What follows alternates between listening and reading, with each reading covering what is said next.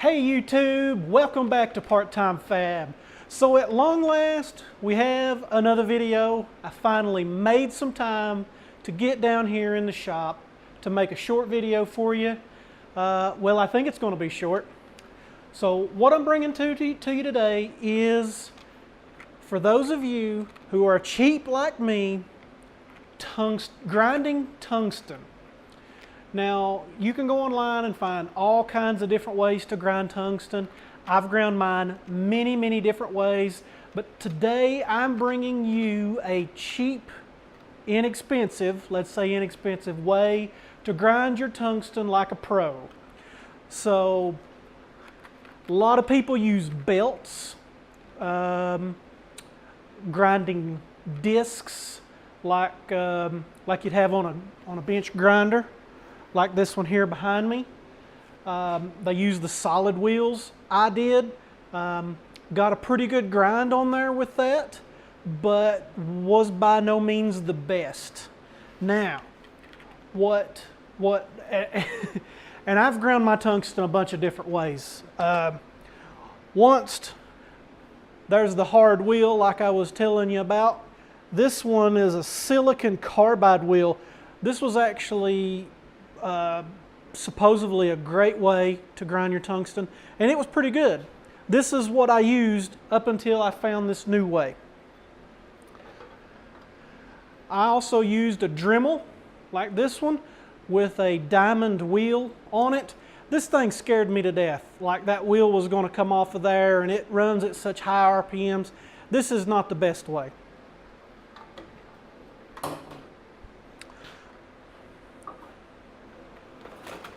So what have I found? An inexpensive diamond wheel that will go on a bench grinder. So this thing has several bushings that it came with to make it fit many size shafts.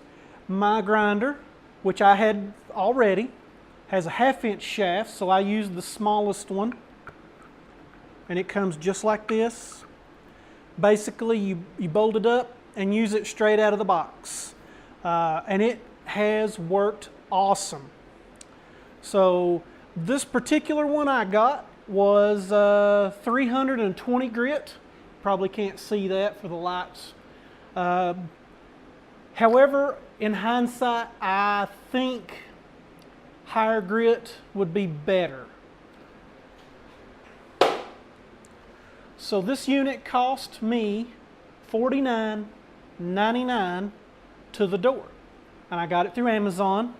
It comes from Kent Supplies, and I think they drop shipped it from their site. This, like I said, this is 320 grit. They also, I just went and checked, the price is still $49.99. This is 320. They have 400 and 600. I might be willing to recommend going with the 600 because this thing grinds really quick.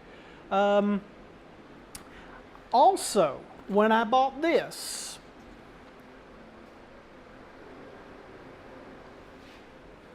I got one of these. This is a lapping disc. I thought I would just put it on there like that. That actually works pretty well. This is a 800 grit. So, says it right there, if you can see it, 800 grit. So I grind it down, get my point with this. You can do blunt tip or real sharp tip. Either way works really great. And then I've been putting a little flat on the end of my tungsten. I like to do that where I've got lift start. If you leave the tip on there, sometimes it's when you touch the metal, when you're starting your art, it sticks because of that tip. So if I take this and put a little flat on there, it helps that. Now, I don't recommend you buying this really, because you can put a flat on there with this.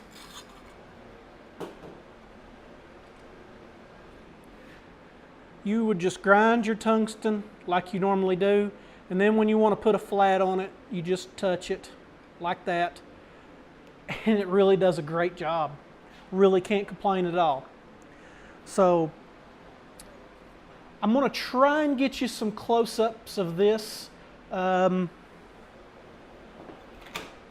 want to try to get you a tungsten that's ground with this and ground with this. I might have to do it with my phone to get a close enough image to see if you can see the grooves that this leaves over this. But this puts a great grind on your tungsten. This is well worth the money.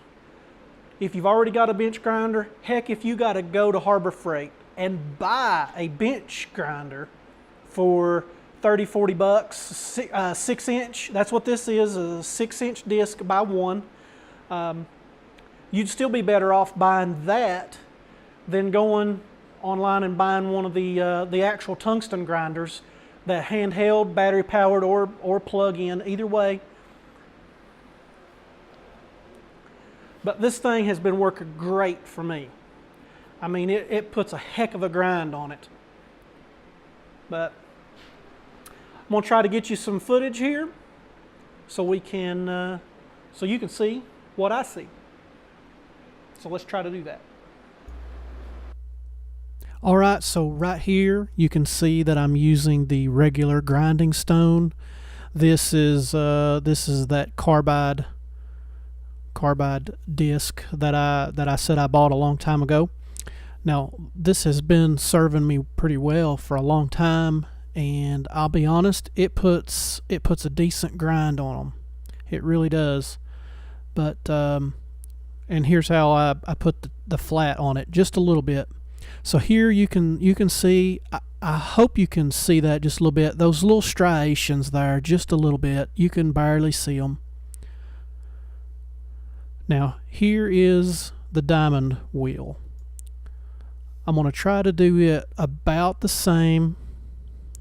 I ended up not getting the angle the same, but that's okay. You'll be able to see. I did get some pictures with my phone. They're decent. They're decent. That's the best I can put it. That you may or may not be able to see if you blow the video up. But here's putting the flat on it. It's really hard to see. I can tell you when you're under the hood, you can definitely tell the difference in those two grinds. Here's some steel images I took with my phone.